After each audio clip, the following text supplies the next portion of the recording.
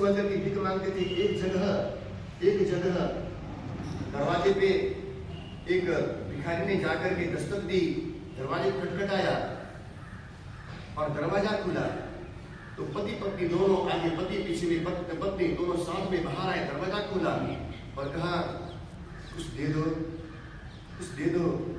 उस समय जो पति बाहर आया था उसने पहली बार जेब में से पैसे निकाले और भिखारी की कटोरे में उसने क्या किया, 10 रुपये दे दिए। भिखारी ने बोली हद कर दिया आपने, हद कर दिया आपने।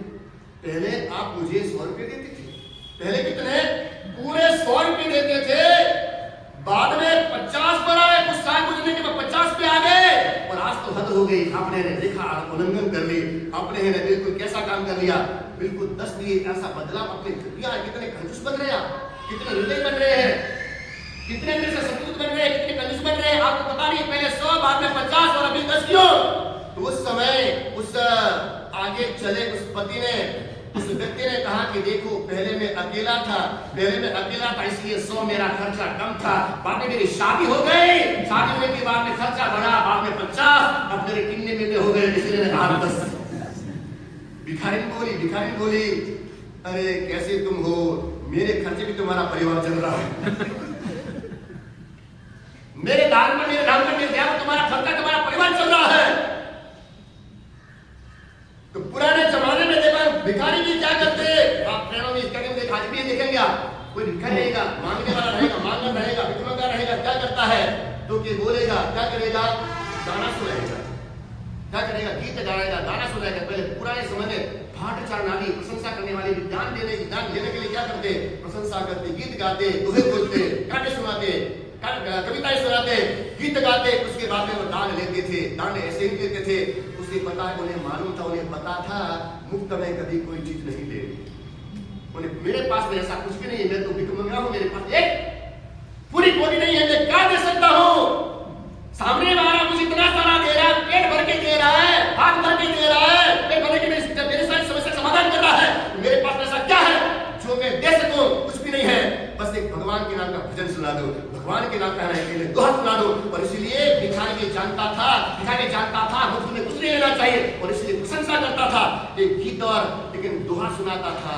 बस जब भी कोई व्यक्ति पक्षी को दाना खिलाएगा, दाना चुगाएगा, पानी देगा, जब भी कोई व्यक्ति पशुओं को घास खिलाएगा, जब भी कोई तपस्वी को दानी व्यक्ति आहार देगा, तो भीतर से एक ही बात निकलेगी, इसका भला हो जाए, इसका चंगा हो जाए, ये है फले फूले आनंद मंगल करे।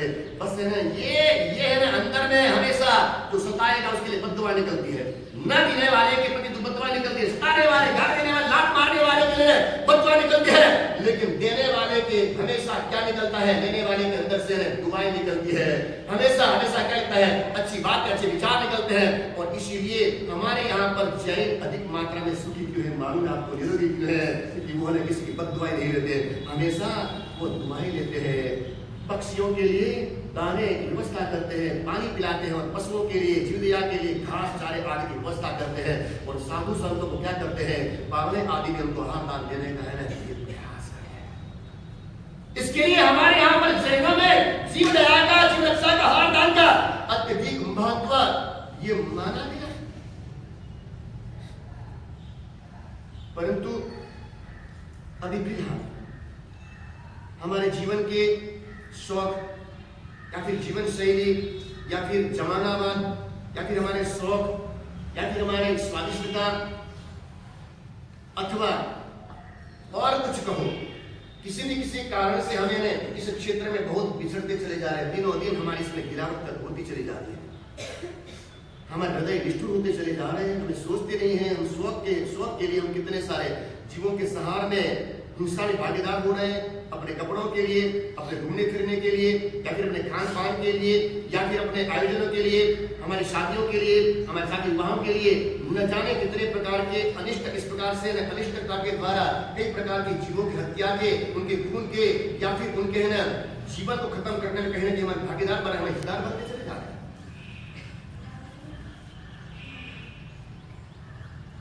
ये पता नहीं चल रहा, मालूम नहीं पड़ता है, लेकिन एक बात याद रखना, ध्यान में रखना, जब भी कोई डॉक्टर की दवाई फेल हो जाए, जब भी कोई वैद्य की दवाई फेल हो जाए,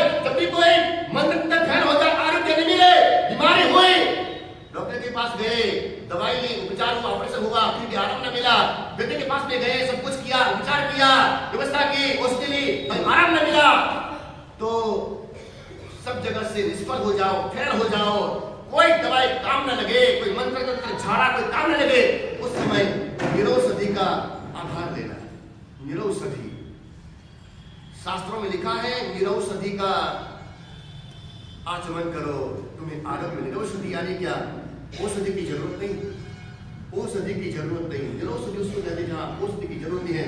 न तो उसमें दवाई चाहिए, न तो कोई गोली चाहिए, न तो कोई पुड़िया चाहिए, न तो कोई बाहर में लेप करने की कोई चीज चाहिए, न तो इंजेक्शन चाहिए। लेकिन निरौषधि यानी क्या? जीवों की जीना, जीवों की रक्षा, जीवों का सच्चाई, जीवों का निराकरण से बचाना। यह है ना, अंदर में एक भाव अंदर में आ गया, तुम्हें अपने आप बिना दवाई के तुम्हारा आरोग्य मिल जाएगा। जीव दया के पालन करने वाले को, पालन करने वाले को दवा की नहीं, लेकिन जीवों की दुआ से उसको आरोग्य अवश्य मिल जाता है, उसको आरोग्य अवश्य मिल ही जाता है। अब आज के जमाने में, आज की इस वर्तमान कालीन स्वाद वाले, फैशन वाले और अपने आप को एडवांस समझने वाले इस जमाने में कई प्रकार की तकलीफें हमारे जीवन में बढ़ रही है। पहले के समय में सुविधाएं कम थी लेकिन लोग सुखी थे, आज हमारी सुविधाएं बढ़ गई लेकिन फिर दुख हमारे बढ़ते चले जाते, पीछे में कहीं ना कहीं हिंसा में भागीदार बन रहे हैं। जीवों की जीवना पालने में, जीवना करने में, जीवन की रक्षा करने में, उनको बचाने में हमारा है दुर्ग होता चला जा रहा है। और इसलिए इतनी मात्रा में कहीं ना कहीं जाने अनजाने में या जानबूझ करके हमें जो है उन सारे जीवों को खत्म करने में, खत्म करने में सही रूप से उनकी हिंसा में हमारा हिस्सा है, हमारी भागीदारी है। या तो डायरेक्ट या फिर इनडायरेक्ट हमें उसमें शामिल होते चले जा रहे हैं। और इसीलिए हमारे जीवन में कितने सारे रोग, शोक, टेंशन, तनाव, त्रास हमारे जीवन में बढ़ते चले जा रहे हैं। अब आप देखेंगे कितनी मंगलकारी ऐसी ये क्रिया है, जैसे संन्यास्त जीवन में दीक्षा की क्रिया, दीक्षा की विधि मंगलकारी मानी जाती है। और आपके श्रावक जीवन में इस शादी की क्रिया जो है मंगलकारी मानी जाती है। मंगलकारी है कि नहीं? मंगलकारी क्या? मंगलकारी शास्त्रों में इसे सहमति दी है, शास्त्रों ने इसे रजा दी है। पहली बात, साधु बनो, न बन सको तो फिर ग्रस्त बनो, अपने पाप को एक जगह पर सीमित कर लो। शादी इसलिए करते हैं कि अपने पाप को, वासनाओं को एक जगह पर सीमित कर लिया जाए, इसलिए शादी करने की अनुमति अपने आप शास्त्र भगवान को ने ये बताया है। तो मैं आपसे कहूं कि जब ये मंगलकारी शादी की विधि है, जिसे शास्त्रों में अनुमति, शास्त्रों ने सहमत माना है, और वो मंगलकारी ऐसी विधि, वो क्रिया कहां होनी चाहिए? कहां होनी चाहिए? बोलो, कहां होनी चाहिए? बोलो, धरती पे। नहीं बोलोगे, आसमान में करने वाले धरती पे करेंगे ना, लेकिन कहां होनी चाहिए? बोलो, ये क्रिया, ये मंगलकारी विधि विधान, ये मंत्रोच्चार आदि कहां होने चाहिए? घर पे। कितना मंगल और शुभ मुहूर्त निकाल करके शादी करवाई थी ना, है? कैसा मुहूर्त निकाला था? मंगल के शुभ निकाला, कैसा? वो तो पागल और ऊपर जाना पड़ेगा, उनको पूछना पड़ेगा। से पत्थर उठाए, ऊपर बैठे, ले एक बंदा है, जोर से मारे, सुबह से उठ करके जोर से मारे, आकाश से ऊपर पत्थर उछाले, और फिर उसका मित्र वहां पर चला गया, पहुंच गया। आप क्या कर रहे हो तुम यार, कि इस तरह से पत्थर उठाओ, ऊपर फेंकने क्या कर रहे हो? डब्बू ने कहा, मैंने सुना है कि जोड़ियां ऊपर से बन रही है। जोड़ियां जो है ऊपर से पता रहता ना, डेट होती ना, टाइम होती, कुछ भी नहीं होता था, लेकिन फिर भी बिना देखे, बिना बोले, बिना शादियां होती, शादियां टिकती थी। और आज मिलाने के बाद में शादियां चलाने कुछ भी नहीं टिकता, वो एक प्रेम है, कुछ भी नहीं। और फिर इनको भरोसा करें, भरोसा रखो, बोलने को भरोसा मत रखो।